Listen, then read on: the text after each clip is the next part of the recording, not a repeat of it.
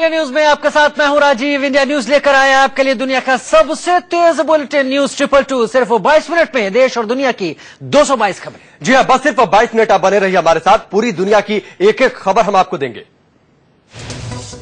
महाराष्ट्र के बोईसर में chemical factory के अंदर एक के बाद एक 5 ब्लास्ट हुए हैं। एमआईडीसी के प्लॉट नंबर 15 में फैक्ट्री है जहां धमाके हुए। इन धमाकों के बाद कंपनी में आग की लपटें उठनी शुरू हो गई। देखते ही देखते आग की लपटें आसमान को छूने लगी। देखते देखते आग की लपटों ने फैक्ट्री को पूरी तरह से अपनी चपेट में ले लिया। आग इतनी भीषण हो गई कि वहां मौजूद लोगों ने भागकर अपनी जान बचाई। आग की लपटों के बीच रह रहकर धमाके हो रहे थे। आग की खबर लगते ही दमकल की कई गाड़ियां मौके पर पहुंच गई। बेकाबू आग को देखकर दमकल की और गाड़ियों को तारापुर से मंगवाया गया। आसपास के इलाके को सील कर दिया गया। अभी तक फैक्ट्री में आग लगने की वजह साफ नहीं हो पाई है। बेंगलुरु में एक टायर गोदाम जलकर राख हो गया। कई घंटों की मशक्कत के बाद आग पर काबू पाया गया। आग लगने की वजह शॉर्ट सर्किट बताई जा रही है। आग से लाखों के नुकसान का अनुमान है। समय रहते आग पर काबू पा लिया गया, नहीं तो गोदाम के पास की इमारतें भयंकर आग की चपेट में आ सकती थी। राजधानी दिल्ली में बीती रात बेकाबू ट्रक ने कार को जोरदार टक्कर मार दी। टक्कर इतनी जबरदस्त थी कि कार के आगे का हिस्सा बुरी तरह से क्षतिग्रस्त हो गया। कार से टकराने के बाद ट्रक दूर जाकर पलट गया। हादसे में सिर्फ ट्रक ड्राइवर को गंभीर चोट लगी है। दिल्ली के खजूरी खास इलाके में बदमाशों ने कारोबारी से 2.5 लाख रुपए लूट लिए।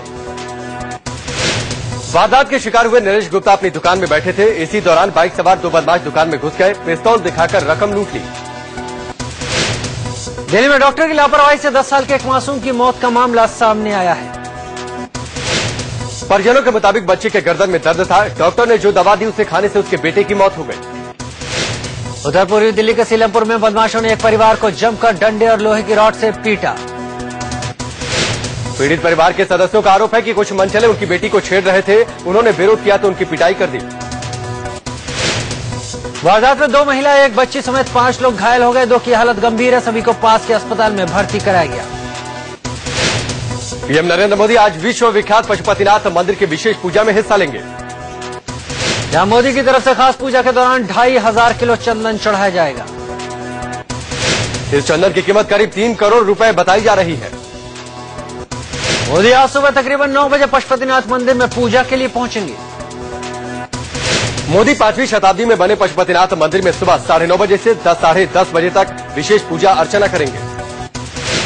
मोदी सावन के आखिरी सोमवार को शिवलिंग को पंचामृत स्नान कराकर पूजा अर्चना करेंगे। मोदी को मंदिर के मुख्य पुरोहित गणेश भट्टा प्रसाद देंगे। पुरोहित भट्टा दक्षिण भारत के रहने वाले हैं। मंदिर में सदियों से दक्षिण भारत के ब्राह्मणों में से 4 पुरोहित और 1 मुख्य पुरोहित रखने की परंपरा है। मोदी की पूजा के दौरान 21 ब्राह्मण रुद्र पाठ करेंगे, जबकि मुख्य पुरोहित प्रार्थना करेंगे। मोदी मुख्य मंदिर के दक्षिण में वासुकी मंदिर में भी प्रार्थना करेंगे। मोदी जब पशुपतिनाथ मंदिर पहुंचेंगे तो 108 युवा ब्राह्मण वैदिक मंत्रोच्चार कर उनका स्वागत करेंगे। भारतीय प्रधानमंत्री पशुपतिनाथ मंदिर परिसर में करीब 2 दर्जन देवी देवताओं की पूजा करेंगे। मंदिर प्रशासन मोदी को स्मृति चिन्ह के तौर पर पशुपतिनाथ मंदिर की छोटी प्रतिकृति भी भेंट देगा।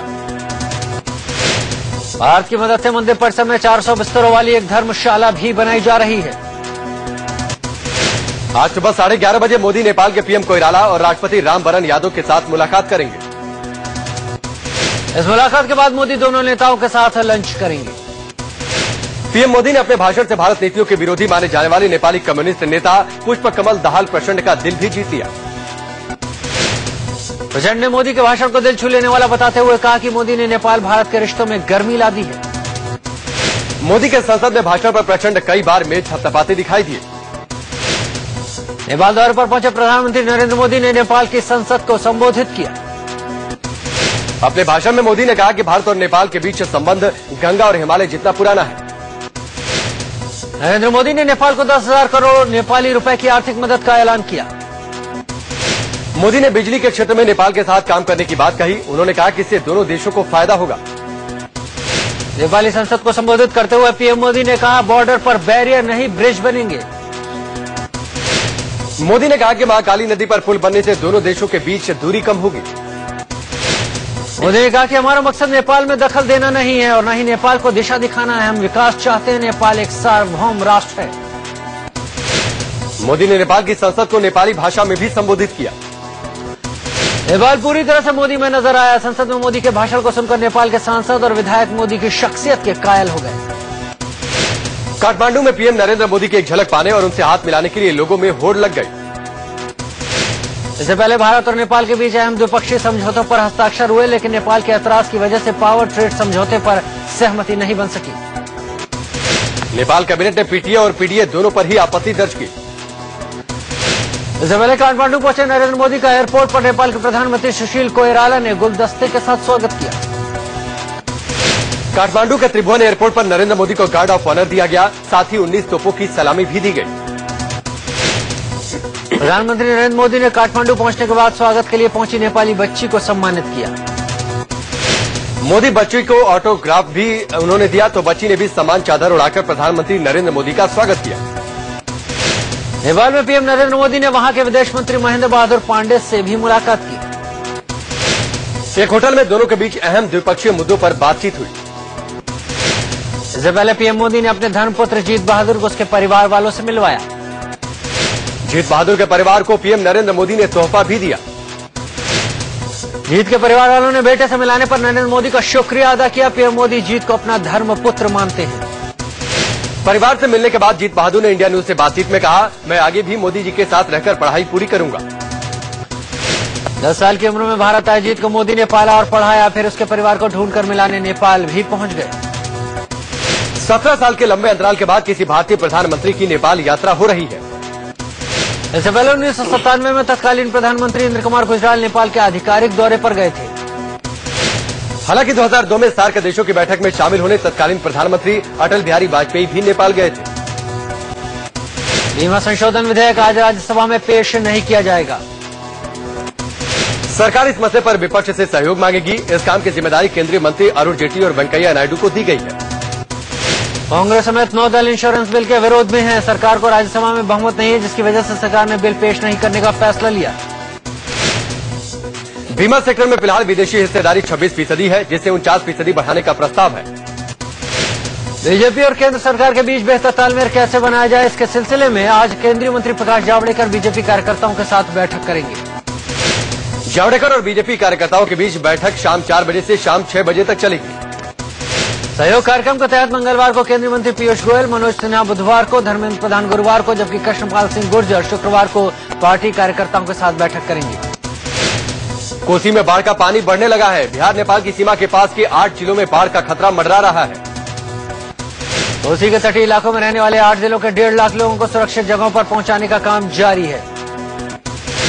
केंद्रीय मंत्री रविशंकर प्रसाद ने कहा कि 44,000 लोगों को सुरक्षित स्थानों पर पहुंचाया जा चुका है। एनडीआरएफ की 15 टीमें राहत और बचाव के काम में लगी हुई हैं। बिहार सरकार ने बाढ़ से निपटने के लिए सेना की मदद मांगी है। बिहार के सुपौल में कोसी का जलस्तर खतरे के निशान को पार कर चुका है। सुपौल जिले में सबसे ज्यादा खतरे की आशंका जताई जा रही है।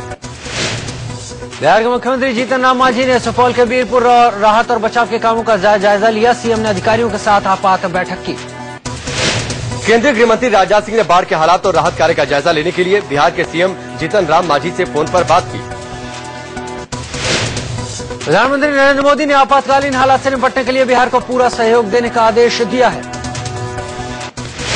नेपाल ने 1.25 लाख क्यूसेक पानी कोसी नदी में छोड़ा है, जिसकी वजह से बिहार में नदी के जलस्तर में बढ़ोतरी हो रही है। कोसी की सहायक नदी भोटे कोसी में लैंडस्लाइड के बाद मलबे को हटाने के लिए नेपाली सेना ने 2 विस्फोट कर भारत की ओर ये पानी छोड़ा। नेपाल में हुए लैंडस्लाइड से कम 8 लोगों की मौत हो गई थी। पीएम मोदी ने कल नेपाली संसद को संबोधित करते हुए हादसे पर दुख जताया। उत्तराखंड के हरिद्वार में गंगा में नहाने गए दौरान 3 छात्र डूब गए। ये सभी छात्र देव संस्कृत विश्वविद्यालय के छात्र हैं। गोताखोरों की टीम इनकी तलाश में जुटी है। गुजरात के छोटा उदयपुर जिले के एक गांव के बच्चे अपनी जान जोखिम में डालकर पढ़ने जाते हैं। उनके गांव और स्कूल के बीच एक नदी है, जिसे उन्हें हर रोज तैरकर पार करना पड़ता है। नदी पार करने के लिए वो एक बड़े बर्तन का सहारा लेते हैं, जिसके अंदर वो अपना स्कूल बैग रखते हैं। गांव के लोग काफी अरसे से पुल की मांग कर रहे हैं, लेकिन उनकी मांगों को लेकर प्रशासन कभी गंभीर नहीं हुआ। यूपी के हाथरस में एक महिला ने 4 लोगों पर गैंगरेप का आरोप लगाया है। महिला के मुताबिक 4 लोगों ने पहले अपहरण किया, उसके साथ गैंगरेप किया। पुलिस ने महिला को इलाज के लिए हॉस्पिटल में भर्ती कर जांच शुरू कर दी। यूपी के मेरठ में कांग्रेस नेता के बेटे पर रेप का आरोप लगाया है। लड़की के मुताबिक दीपांशु धींगड़ा ने कोल्ड ड्रिंक में नशीला पदार्थ खिलाकर उसके साथ रेप किया। लड़की की शिकायत पर मेरठ रेंज के डीआईजी ने पुलिस को मामले की जांच करने और केस दर्ज करने का आदेश दिया। यूपी के कौशाम्बी में एक एसपी नेता पर छेड़खानी का आरोप लगाया है। पहले तो पुलिस ने नेता के खिलाफ मामला दर्ज किया, लेकिन एसपी नेता के दबाव में मामला वापस भी ले लिया। साथ ही केस दर्ज करने वाले दारोगा को भी लाइन हाजिर कर दिया। यूपी के गोरखपुर में एक लड़की संदिग्ध हालत में चल गई। लड़की को हॉस्पिटल में भर्ती करवाया गया। लड़की की मां के मुताबिक एक शख्स ने उससे जबरदस्ती करने की कोशिश की। जब असफल हुआ तो उसने लड़की को जला दिया। आगरा में एक शख्स की एक महिला ने सरेआम पिटाई की। आगरा के पुलिस लाइन के सामने की वारदात। आरोपी शख्स 4 लोगों के साथ मिलकर महिला को उठाने की कोशिश कर रहा था। महिला का शोर मचाने के बाद लोगों ने शख्स को पकड़ लिया। बाकी 3 फरार हो गए। लोगों ने आरोपी को पुलिस के हवाले कर दिया। पुलिस ने आरोपी को गिरफ्तार कर पूछताछ शुरू कर दी। आम्रपाली ग्रुप का सीएमडी अनिल शर्मा पर हत्या का केस दर्ज किया गया है। बिहार के शरद चंद्र हत्याकांड में पुलिस ने कार्रवाई करते हुए अनिल शर्मा पर केस दर्ज किया। लखीसराय में शनिवार को बालिका विद्यापीठ के पूर्व मंत्री की हत्या हुई थी। यूपी के कानपुर देहात में अवैध संबंधों के चलते एक शख्स की हत्या कर दी गई है। पुलिस ने एक शख्स को गिरफ्तार कर लिया और मामले की जांच की जा रही है। यूपी के मेरठ में मनचलूस से निपटने के लिए महिला पुलिस की स्पेशल टीम बनाई गई है। महिला पुलिस की टीम हर चौराहे, स्कूल, कॉलेज और मॉल में तैनात रहेगी। नोएडा में क्राइम ब्रांच के राजपूत बिल्डर के चेयरमैन को गिरफ्तार किया है। बिल्डर पर निवेशकों से धोखाधड़ी करने का आरोप है। बिल्डर पर करीब 400 निवेशकों के साथ धोखाधड़ी करने का आरोप लगाया। क्राइम ब्रांच मामले की जांच में जुटी है। यूपी के इलाहाबाद में पिछले साल 4 जून को एक सुनार की दुकान से हुई लूट में खुलासा हुआ है। पुलिस ने 2 बदमाशों को गिरफ्तार किया है। इन लुटेरों ने गहनों की दुकान से करीब 1 करोड़ से ज्यादा के गहने लूट लिए थे। यूपी में अपराध कम होने का नाम नहीं ले रहे। मुजफ्फरनगर में एक दिन में 3 वारदात सामने आई। वहीं शहर के नगली गांव में एक युवक का शव मिला। तीसरी वारदात में 2 दिन से लापता एक 7 साल की लड़की का शव मिला। यूपी के मथुरा में पुलिस पर एक प्रिंसिपल को टॉर्चर करने का आरोप लगा है। जमीन विवाद में प्रिंसिपल को थाने बुलाकर प्रताड़ित किया गया। फिर तबीयत खराब होने पर हॉस्पिटल में दाखिल करवा दिया गया। यूपी के आगरा में 28 जुलाई को सहकारी बैंक के पूर्व अध्यक्ष की हत्या की गुत्थी सुलझ गई है। घर के नौकर ने अपने 2 दोस्तों के साथ की थी सहकारी बैंक के पूर्व अध्यक्ष की हत्या। मामले में नौकर समेत 2 गिरफ्तार, एक अब भी फरार। उज्जैन में पुलिस ने घर में छापा मारकर 4 करोड़ रुपए का नशीला पदार्थ जब्त कर लिया। पुलिस ने हथियारों का जखीरा और 5 लाख रुपए कैश भी बरामद किए। पुलिस ने 2 लोगों को हिरासत में ले लिया। ग्रेटर नोएडा में एक शख्स की हत्या से नाराज लोगों ने यमुना एक्सप्रेसवे को जाम कर दिया। पुलिस ने आरोपी की गिरफ्तारी का आश्वासन देकर लोगों को समझाया और जाम खुलवाया। ग्रेटर नोएडा में खनन माफियाओं के खिलाफ पुलिस ने छापेमारी की। पुलिस ने 3 खनन माफियाओं को रंगे हाथों पकड़ा। साथ ही पुलिस ने 9 डंपर्स को भी जब्त कर लिया। कल फ्रेंडशिप डे के मौके पर रायपुर के रिंग रोड के होटल ऑक्टिव में चल रही पार्टी में पुलिस ने छापेमारी की। पुलिस के मुताबिक पार्टी में नाबालिगों को धड़ल्ले से शराब परोसी जा रही थी। फेसबुक के जरिए इन लोगों को इस पार्टी में इनवाइट किया गया था। देर रात तक चली इस पार्टी में 18 साल से कम उम्र के लड़के लड़कियां भी शामिल थे। ज्यादातर बच्चे भिलाई इंजीनियरिंग कॉलेज के छात्र थे। छापे के बाद पुलिस ने होटल मालिक को जांच के लिए नोटिस जारी कर दिया है। होटल का सीसीटीवी फुटेज भी जब्त कर लिया गया है। दिल्ली के एम्स में इलाज कराने आए एक मरीज से ठगी का मामला सामने आया।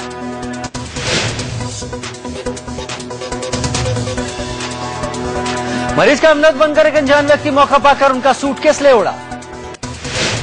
उस सूटकेस में मरीज के इलाज से जुड़े कागजात भी थे। आरोपी मरीज को परिवार सहित गुरुद्वारा लेकर गया था। सीसीटीवी फुटेज में आरोपी की करतूत कैद है। महाराष्ट्र के नासिक में हुई भीषण सड़क हादसे में 6 लोगों की मौत हो गई, जबकि 4 गंभीर रूप से जख्मी हो गए। 2 गाड़ियों के आमने सामने की टक्कर से भीषण हादसा हुआ। बताया जा रहा है कि हादसे के शिकार लोग साईं के दर्शन को जा रहे थे। अमृतसर में पुलिस ने शिक्षकों पर जमकर लाठियां बरसाई। एलिमेंट्री टीचर्स ट्रेनिंग यानी ईटीटी टीचर्स के प्रदर्शन के दौरान लाठियां चली। पुलिस ने प्रदर्शनकारियों को समझाने की कोशिश की, लेकिन जब वो नहीं माने तो लाठीचार्ज कर दिया गया।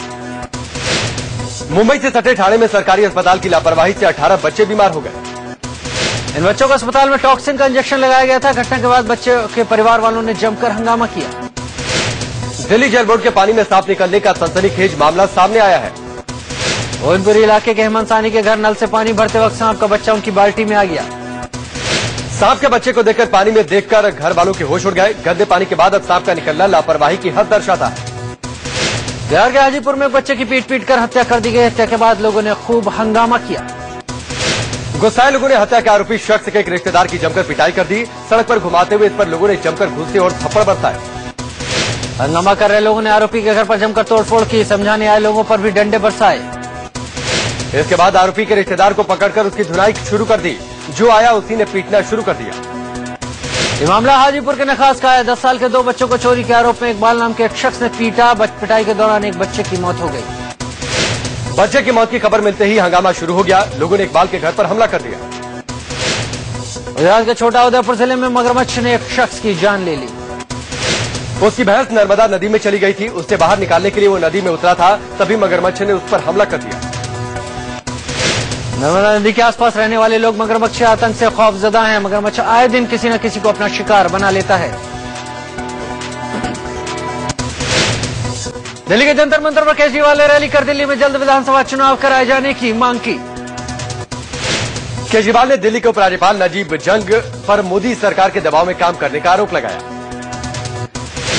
जंतर मंतर रैली में आम आदमी पार्टी के नेता प्रशांत भूषण की बेइज्जती हुई। मंच से बोलते हुए प्रशांत का भाषण लंबा होता देख मनीष सिसोदिया ने उन्हें टोका और भाषण खत्म करने का संकेत दिया। जंतर मंतर में हुई सभा में यहां से आया आप कार्यकर्ताओं ने केजरीवाल के खिलाफ जमकर नारेबाजी की।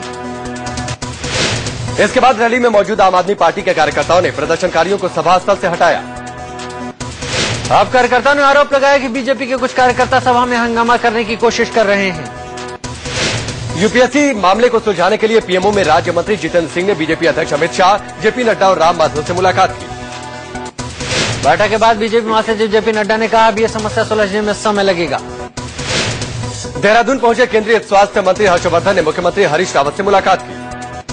दोनों के बीच पर्वतीय राज्य में स्वास्थ्य सुधार के कई प्रस्तावों पर गहन चर्चा हुई। केंद्रीय मानव संसाधन विकास मंत्री स्मृति ईरानी उज्जैन के महाकाल मंदिर पहुंची। स्वाति ने कहा उनका सौभाग्य है सावन के महीने में उन्हें महाकाल के दर्शन का मौका मिला। गुजरात की सीएम आनंदीबेन ने मंदिरों की जगह बच्चों को भोजन करवाने के लिए रसोई घर बनवाने की अपील की। आनंदीबेन ने अहमदाबाद के भदाज गांव में गैर सरकारी संगठन टीपीएफ की बनवाई गई एक स्वचालित रसोई के उद्घाटन के मौके पर यह बात कही। आनंदीबेन ने कहा कि अगर हम दोपहर का भोजन योजना के तहत बच्चों को अच्छा खाना देंगे तो स्कूल छोड़कर जाने वाले बच्चों की संख्या घटेगी। 2 एकड़ में फैला एकीकृत रसोई घर बनाने में 15 करोड़ रुपए की लागत आई। इस रसोई को देश के बड़े रसोई घरों में से एक माना जाता है।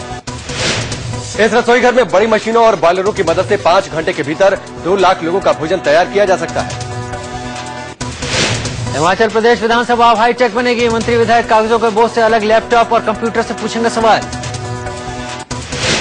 एलईडी स्क्रीन के जरिए अपने महत्वपूर्ण इलाकों की महत्वपूर्ण घटनाओं के वीडियो से विधायक विधानसभा के अंदर रूबरू हो पाएंगे। राज्य सरकार को 15 करोड़ रुपयों की बचत होगी, जबकि 6000 दरख्तों से बनने वाले कागजों को भी बचाया जा सकेगा। दिलशान गार्डन टू नया बस अड्डा मेट्रो प्रोजेक्ट पर आज डीएमआरसी और जीडीए के अधिकारियों के बीच बातचीत होगी। मेट्रो रूट और प्रस्तावित स्टेशनों की रूपरेखा अब तय कर ली गई है। डीएमआरसी अधिकारी इससे संबंधित प्रेजेंटेशन जीडीए अधिकारियों को दिखाएंगे।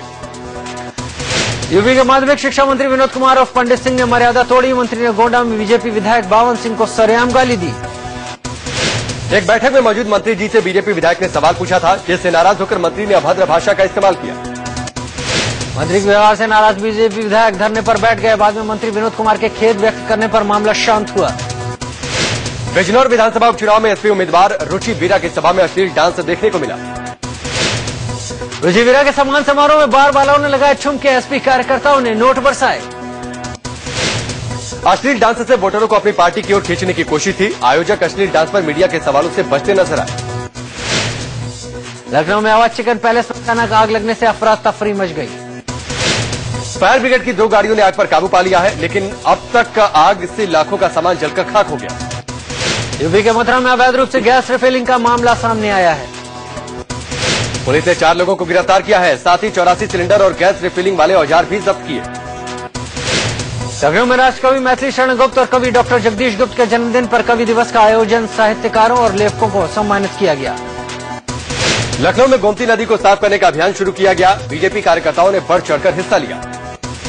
लखनऊ के कुड़िया घाट से गोमती की सफाई शुरू की गई। नदी से काफी कचरा बाहर निकाला गया। कानपुर ज्योति मर्डर केस से नाराज लोगों ने कैंडल मार्च निकाला। कैंडल मार्च निकाल रहे लोगों ने आरोपियों को फांसी देने की मांग की। वाराणसी में बीएचयू के छात्रों ने सभी विषयों में सीट बढ़ाने की मांग को लेकर प्रदर्शन किया। छात्रों ने बीएचयू के मेन गेट पर ताला लगा दिया। बीएचयू प्रशासन के आश्वासन के बाद छात्रों ने ताला खोला। केंद्रीय महिला और बाल विकास मंत्री मेनका गांधी आजकल पीलीभीत के दौरे पर हैं। पीलीभीत में मेनका ने मुलायम सिंह पर निशाना साधा। मेनका गांधी ने कहा, अगर यूपी मुख्यमंत्री वरुण गांधी होते तो राज्य खुशहाल होता। मेनका के बयान के बाद कार्यकर्ताओं ने वरुण नाम के नारे लगाए। यूपी के नगर विकास मंत्री आजम खान ने वाराणसी में केंद्र सरकार पर हमला बोला। आजम खान ने कहा कि डीजल के दाम बढ़ाकर सरकार गरीबों के साथ अन्याय कर रही है। सहारनपुर हिंसा मामले में बीजेपी के प्रतिनिधिमंडल ने जांच रिपोर्ट राज्यपाल को सौंप दी। दूसरी तरफ शिवपाल यादव की अध्यक्षता में 5 सदस्यीय टीम कल सहारनपुर पहुंची। टीम ने गुरुद्वारे पहुंचकर सिख समुदाय के लोगों से मुलाकात की। मुस्लिम समाज के लोगों ने शिवपाल के रवैये का विरोध किया और हंगामा किया। चीन के दक्षिण पश्चिम प्रांत यूनान में भूकंप ने जबरदस्त तबाही मचाई है। न्यूज एजेंसी सिन्हा के मुताबिक अब तक 367 लोगों की मौत हो चुकी है। करीब 2000 लोग घायल हुए। 7 दूरसंचार कंपनियों पर जुर्माने का 2100 करोड़ रुपए बकाया है। राष्ट्रीय सुरक्षा के मद्देनजर कस्टम्स के जांच नियमों में लापरवाही बरतने पर लगाया गया था जुर्माना। कुल 2506 करोड़ का लगा था जुर्माना। ट्रेनों में खराब खाना देने पर रेलवे ने आईआरसीटीसी सहित 9 कैटरर्स पर 11.5 लाख का जुर्माना लगाया है। राजधानी समेत कुल 13 गाड़ियों में खराब खाना पाए जाने पर रेलवे ने की है कार्रवाई। मध्य प्रदेश सरकार ने राज्य पुलिस में महिलाओं को 30% आरक्षण देने का ऐलान किया है। सरकार नेचुरल गैस प्राइसिंग का नया सिस्टम लाने की कोशिश में है। इसमें कंपनी और कंज्यूमर्स के बीच संतुलन साधने की कोशिश होगी।